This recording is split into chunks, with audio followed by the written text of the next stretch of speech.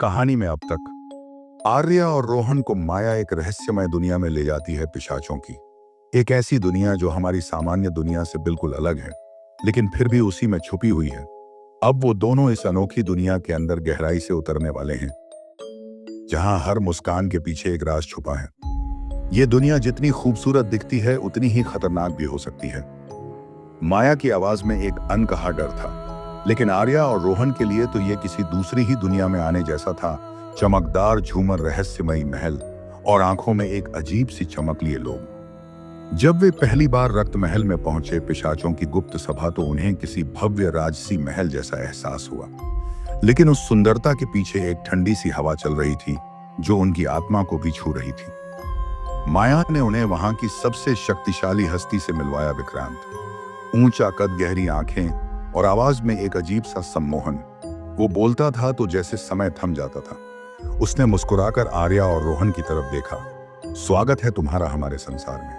यहाँ हर चीज का संतुलन होता है और उस संतुलन को बनाए रखना मेरा काम है। विक्रांत ने समझाया कि पिशाचों का समाज गुप्त रूप से इंसानों के साथ संतुलन बनाकर चलता है। कुछ नियम हैं, जैसे बिना अनुमति किसी इंसान का रक्त नहीं लेना, अपनी पहचान छिपाकर रखना और संयम के साथ जीना। लेकिन जैसे जैसे रात गहराती गई, एक एक करके परतें खुलती गईं। माया ने बताया कि हाल ही में कुछ घटनाएं हुई हैं, जहां इंसानों के खून से लथपथ शव मिले हैं, और वो भी ऐसे स्थानों पर जहां पिशाचों का जाना वर्जित है। कोई नियम तोड़ रहा है, माया ने कहा, और ये हमारी दुनिया को उजागर कर सकता है। आर्या का मन बेचैन होने लगा। उसे ऐसा लगने लगा था जैसे वो किसी जाल में फंस रही है। रोहन ने उसकी तरफ देखा और धीमे से कहा, हमें यहाँ जो कुछ दिख रहा है वो शायद पूरा सच नहीं है। उन्हें जल्द ही पता चला कि विक्रांत की बातों और असली घटनाओं में फर्क है। अंदर ही अंदर पिशाच समाज दो भागों में बंटा हुआ है। एक जो संयम और शांति में विश्वास करता है, और दूसरा जो खुलकर अपने असली स्वरूप को जीना चाहता है। एक रात आर्या को गलती से एक कमरे में कुछ दस्तावेज मिलते हैं। उसमें इंसानों के नामों की एक लिस्ट होती है। कुछ नामों पर चिन्ह बने हुए थे, और सबसे चौंकाने वाली बात, उन नामों में रोहन का नाम भी शामिल था। ये क्या है? उसने डरते हुए माया से पूछा। माया पहले तो चुप रही, फिर धीमे से बोली, विक्रांत हर उस इंसान पर नजर रखता है जो इस दुनिया के करीब आता है। कुछ को वो परीक्षण में रखता है और कुछ बस खो जाते हैं। आर्या को अब सब कुछ और भी खतरनाक लगने लगा था। रोहन को इस बारे में अभी तक कुछ पता नहीं था। रात के अंधेरे में एक रहस्यमयी पिशाच उनसे संपर्क करता है। नाम था अमन। उसका चेहरा थका हुआ था, लेकिन आंखों में सच्चाई थी। विक्रांत वो नहीं है जो वो दिखता है, उसने कहा। उसने पिशाच समाज को बांट दिया है। शांति केवल एक मुखौटा है। असल में वो इंसानों को पाल रहा है ताकि जब समय आए उनका शिकार कर सके। आर्या और रोहन दोनों सन्न रह गए। तो हमें क्या करना होगा? रोहन ने पूछा। तुम्हें चुनना होगा, या तो इस समाज का भाग बनो या इसे खत्म करने में हमारी मदद करो, अमन बोला। अब आर्या और रोहन एक ऐसी राह पर आ गए थे जहां हर कदम पर धोखा था, हर मुस्कान के पीछे एक खतरा। लेकिन एक बात साफ थी, अब पीछे लौटना मुमकिन नहीं था। उनकी आंखों के सामने अब दो रास्ते थे, विक्रांत की चमकदार लेकिन झूठी दुनिया, या अमन की सच्चाई से भरी और खून में लिपटी क्रांति। लेकिन क्या आर्या और रोहन सच में इस जाल से बच पाएंगे, या वो भी इस धोखे के नृत्य का हिस्सा बनकर रह जाएंगे? रात गहराती जा रही थी और महल की दीवारें जैसे हर बात सुन रही थीं। आर्या का दिल बहुत तेजी से धड़क रहा था। अमन की बातें अभी भी उसके जहन में गूंज रही थीं। विक्रांत इंसानों को पालतू जानवरों की तरह रखता है, जब समय आता है तो उनका शिकार करता है। उसी वक्त माया कमरे में आई। उसकी चाल में वो पुरानी आत्मीयता नहीं थी, उसकी आंखों में कुछ छिपा हुआ था। तुमने अमन से बात की? माया ने पूछा, बिना किसी भूमिका के। आर्या ने कुछ नहीं कहा, पर उसकी आंखों ने सब बयां कर दिया। देखो, हर कहानी के दो पहलू होते हैं, माया ने कहा। विक्रांत ने हमारे समाज को बचाया है। हाँ, वो कठोर है, लेकिन जरूरी भी। तुम्हें पता नहीं है कि जब पिशाच बेकाबू होते हैं तो इंसानों की दुनिया पर क्या असर पड़ता है? रोहन ने पहली बार आवाज ऊंची की, तो क्या इंसानों को मारना तुम्हारे संतुलन का हिस्सा है? माया चुप रही, फिर बोली, कुछ बलिदान जरूरी होते हैं। अब आर्या और रोहन को समझ आ गया था, माया चाहे जो कहे वो विक्रांत के पक्ष में है। उस रात अमन ने उन्हें एक गुप्त दरवाजे से शून्य कक्ष में ले जाया, वो जगह जहां विक्रांत अपने शिकारों को आखिरी बार देखता था। दीवारों पर लगे खून के निशान और सैकड़ों नाम जिनमें से कई गायब लोगों की लिस्ट में थे। ये देखो, अमन ने एक नाम की तरफ इशारा किया। काव्या शर्मा, रोहन की बहन का नाम।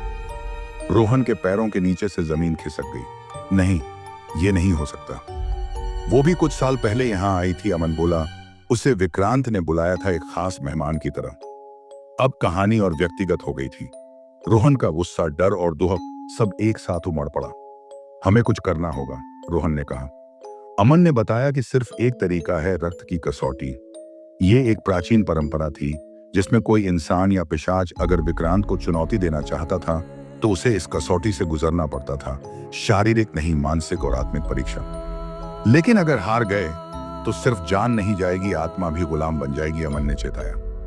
आर्या और रोहन को अब तय करना था, क्या वो खुद को दांव पर लगाने को तैयार हैं? अगले दिन रक्त महल में सबको बुलाया गया। विक्रांत ने बताया कि कोई उसे चुनौती देना चाहता है। उसके चेहरे पर हंसी थी लेकिन आंखों में क्रूरता। मैं देखना चाहता हूं कि कौन ये दुस्साहस करता है, उसने कहा। तभी आर्या और रोहन सामने आए। पूरे महल में सन्नाटा छा गया। हम रक्त की कसौटी में हिस्सा लेना चाहते हैं, आर्या ने कहा। विक्रांत की हंसी गूंज उठी। तुम इंसानों का आत्मविश्वास देखकर मजा आता है। चलो देखते हैं। रक्त की कसौटी एक अंधेरे कमरे में होती है जहां पिशाच और इंसान दोनों को उनके सबसे गहरे डर और लालच का सामना करना पड़ता है। आर्या के सामने उसकी मां का चेहरा आया, बीमार, अकेली और कहती हुई, तू क्यों दूर चली गई? रोहन के सामने उसकी बहन काव्या खड़ी थी, खून से लथपथ, कह रही थी, तू आया क्यों नहीं मुझे बचाने? यह कसौटी सिर्फ डर की नहीं, अपने भीतर झांकने की थी। आर्या ने अपने आंसू पोंछे और खुद से कहा, यह डर मुझे नहीं रोक सकता। रोहन ने अपनी आंखें बंद की और धीमे से कहा, काव्या, मैं अब तुम्हारे लिए खड़ा हूं। जब कसौटी पूरी हुई, दोनों बुरी तरह थक चुके थे लेकिन अंदर से मजबूत। विक्रांत को समझ आ गया था अब वो इन दोनों को ऐसे नहीं रोक सकता। तुमने परीक्षा पास की है, उसने कहा, लेकिन इसका मतलब ये नहीं कि मैं हार गया हूं। अगले ही पल विक्रांत के इशारे पर पिशाचों का एक गुट उन पर टूट पड़ा, लेकिन तभी अमन और उसके साथी भी वहां पहुंच गए। एक छोटी सी लड़ाई हुई लेकिन उसमें कुछ पिशाच घायल हुए और बाकी भाग गए। अमन ने कहा, अब वक्त है इस दुनिया को उजागर करने का। जब आर्या और रोहन महल से बाहर निकले तो आसमान साफ था, लेकिन उनके अंदर एक तूफान था। वो जानते थे कि असली जंग अभी बाकी है। विक्रांत की हार सिर्फ शुरुआत थी। आर्या और रोहन ने विक्रांत को हराकर जैसे एक बहुत बड़ी जंग जीत ली थी, लेकिन उनकी आंखों में कोई सुकून नहीं था। माया दूर खड़ी चुपचाप आसमान की ओर देख रही थी, जैसे किसी तूफान की आहट सुन रही हो। अचानक हवाओं में अजीब सी सरसराहट हुई। मंदिर की घंटियां बिना किसी कारण के बज उठीं, और तभी उस अंधेरे में किसी ने बुदबुदाकर कुछ कहा, एक पुरानी भाषा में जो किसी ने कभी नहीं सीखी थी। आर्या ने धीरे से पूछा, क्या सब कुछ खत्म हो गया? माया की आंखों में डर था। उसने कहा, नहीं, ये तो बस शुरुआत थी। असली पिशाच अभी जागा नहीं है, वो अब और गहरा वार करेगा। पर अब आर्या और रोहन तैयार हैं, इस बार सिर्फ बचने के लिए नहीं बल्कि लड़ने के लिए।